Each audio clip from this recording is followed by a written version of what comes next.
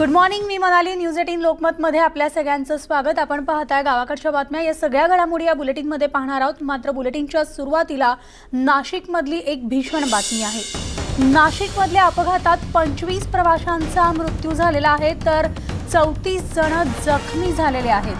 बसची रिक्षाला धडक बसलेली आहे आणि बस विहिरीत कोसळली, तर मृत्यू पावलेल्यांच्या कुटुंबियांना 10 लाखांच्या मदतीचं आश्वासन सरकारने दिलेलं आहे, तर जखमींना केलेली आहे.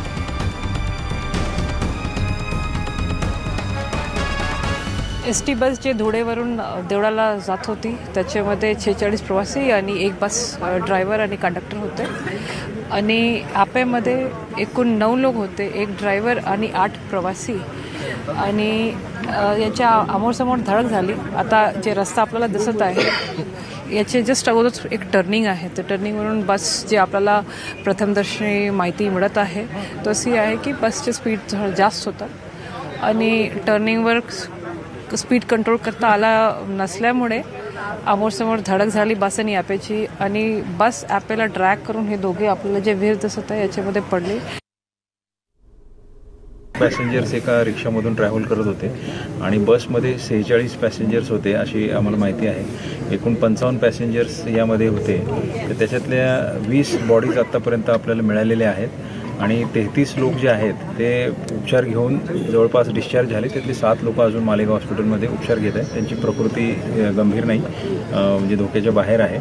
आणि 2 ते 3 बॉडीज आणखी विहिरीमध्ये असण्याची शक्यता आहे. साधारणतः बसमध्ये 46 प्रवासी होते आणि जी ॲपे रिक्षा होती तिच्यामध्ये 9 किंवा 10 हे नक्की आकडा त्यांना अजून सांगता येत नाही. म्हणजे साधारणतः 55 ते 56 लोकांचा हा अपघात झालेला होता. त्याच्यापैकी 33 जे प्रवासी ज्यांना किरकोळ काही इजा असतील किंवा दुखापती असतील किंवा 33 लोकांना आम्ही वाचवू शकलो. ते इतर हॉस्पिटल्समध्ये आम्ही तात्काळ रवाना केले आणि आत्तापर्यंत 20 डेड बॉडीज आम्हाला काढाव्या लागलेल्या आहेत.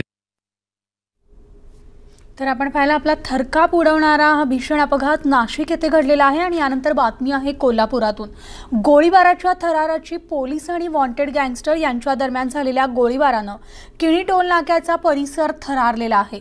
मंगळवारी रात्री 9:15च्या सुमारास घडलेल्या या घटनेमुळे कोल्हापूर शहर चांगलंच हादरलंय. तर या गोळीबारात गुन्हेगार टोळीतील एकाचा मृत्यू झाल्याची माहिती मिळतेय आणि या धुमश्चक्रीत दोघंही गँगस्टर गंभीर जखमी झालेले आहेत. एक व्हाईट डिझायर कलरची गाडी येणार अशी आपल्याला इन्फॉर्मेशन होती. ती तशी सस्पेक्ट गाडी आपल्याला इथे स्पॉट झाल्यानंतर आपण तिला थांबायचा प्रयत्न केला, परंतु गाडी थांबली नाही. आणि त्यांनी आपल्या पोलिसांच्या अंगावरती गाडी घालायचा प्रयत्न केला आणि ती डिवायडरला जाऊन धडकलेली आहे, आपण इथे पाहू शकता. आणि त्याच्यातून 3 आरोपी त्यामध्ये होते. त्यामध्ये मेन श्यामलाल पुनिया हा एक मेन आरोपी आहे. त्यांनी पोलिसांनी सांगूनसुद्धा तो शरण आला नाही आणि त्यांनी गाडीतून फायरिंग करायला सुरुवात केली. पोलिसांनी पण बचावात दाखल जे स्थानिक गुन्हे शाखेचं पथक आहे त्यांनी पण फायरिंग केली आणि त्याच्यामध्ये त्याच्या पायाला गोळी लागलेली आहे. 3 आरोपी आम्ही ताब्यात घेतलेले आहेत.